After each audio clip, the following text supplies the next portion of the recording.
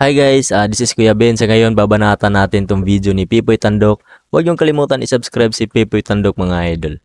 Idol ko to mga idol. Babanatan natin to. Let's go. Makikita natin ang isang babae sa estudyong ito na tila nagpa-practice sumayaw.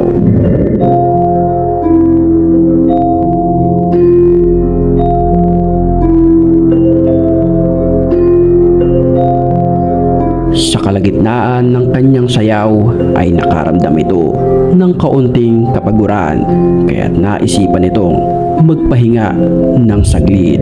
Ang studio ay napapaligiran ng malalaking salamin at sa mga pagkakataong iyon, siya lamang ang tao sa studio.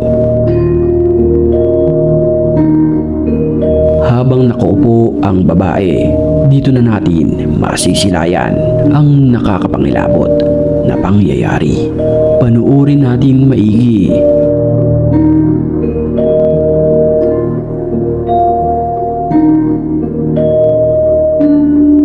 Gagi, tumayo mga idol. Sa bandang kanan ng videong ito, mapapansin ang isang refleksyon sa salamin na tila hindi ito sumabay sa kanyang galaw. Agad itong napansin ng babae at bigla na lamang napatakbo. Samantala, nakatayo lamang ang kanyang refleksyon sa kabilang salamin.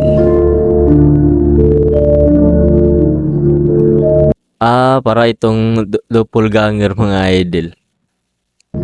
Sa CCTV naman na ito nakuha mula sa kwarto ng bahay na ito habang nanonood ang bata ng kanyang paboritong palabas.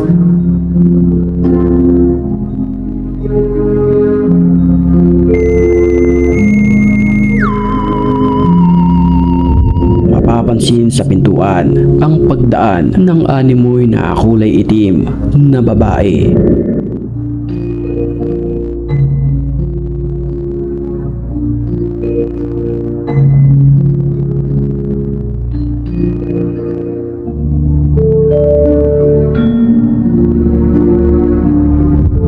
Nang walang ano-ano'y, bigla na lamang umandar ang upuan sa harapan ng bata dahilan para ito'y magtatatakbo palabas. Diyan kalupit yung mga ganyang kabalagan sa ibang bansa mga idol. Nakita nyo naman, nasa harap mga idol gumalaw yung upuan.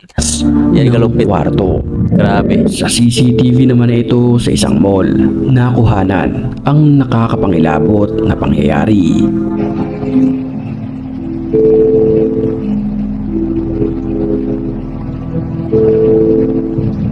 Mapapansin na bigla na lamang umandar ang isang sasakyang pangbata kahit wala naman nakasakay dito.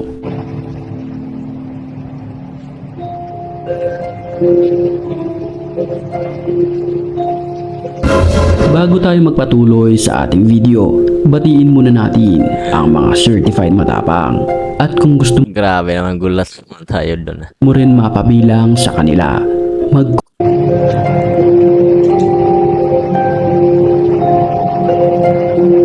nagpatuloy ang pag-andar nito ng paikot-ikot na parabang may nakasakay.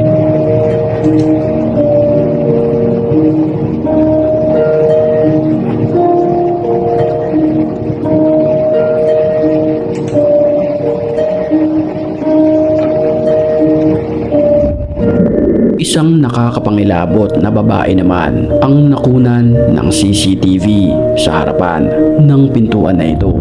May hawak di umano ito na napakaraming susi at pilit binubuksan ang pintuan.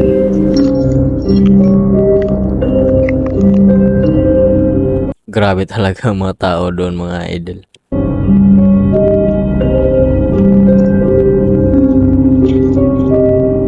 Mga kakaiba talaga.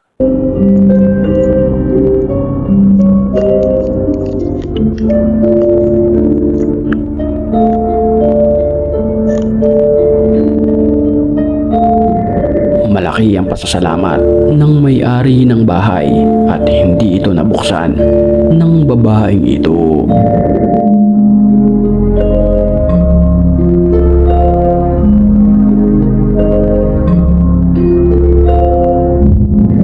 Di kalayuan mula sa bahay, ito naman ang nakunan ng CCTV.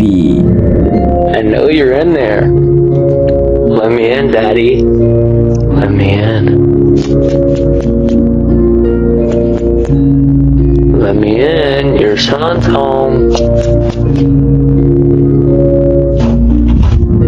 Kuha naman ang video na ito Grabe.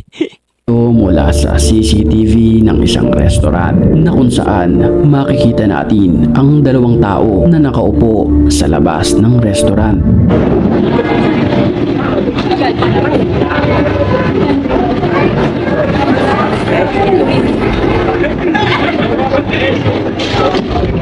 Pagmasdan nating maigi, Di ba yan edit mga idol? Parang edit lang ata yan eh.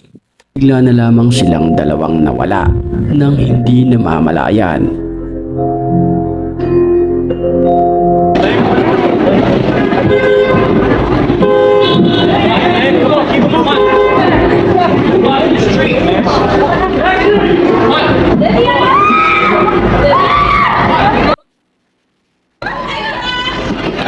Edit. Edit lang ata to mga idol. Tapos yung mga tao dito konsyabo.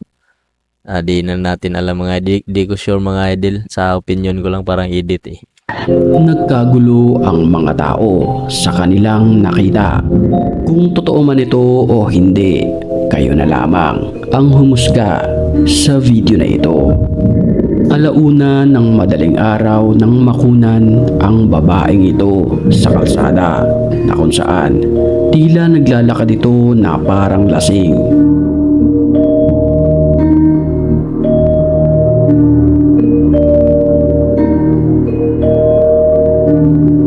Ito mga idol, apakalupit.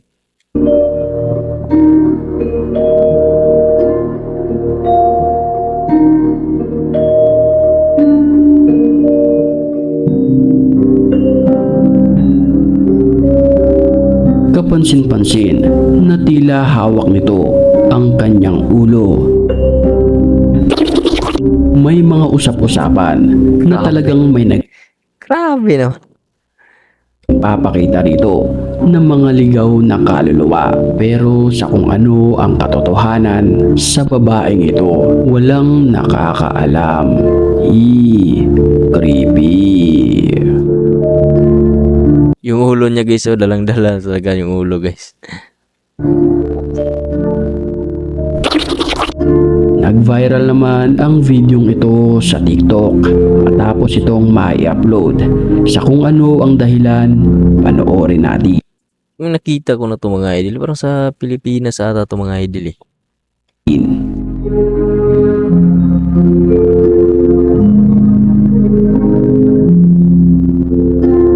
Sa fast forward ng video na ito, nakakapangilabot na ang mga sumunod na pangyayari.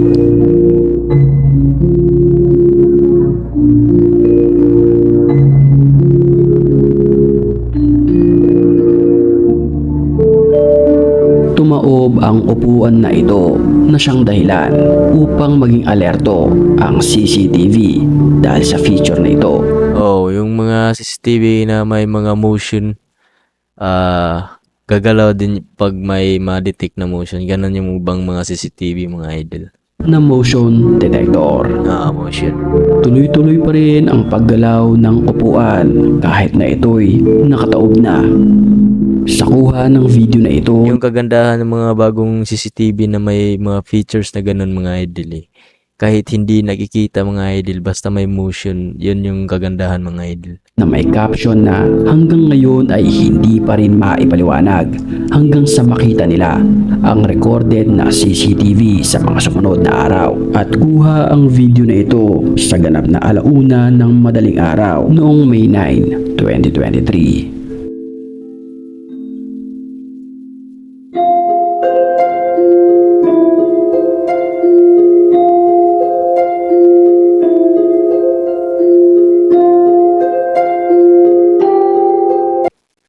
Hanggang dito lang tayo mga idol. Abangan yung susunod na banat natin mga idol. Maraming salamat mga idol.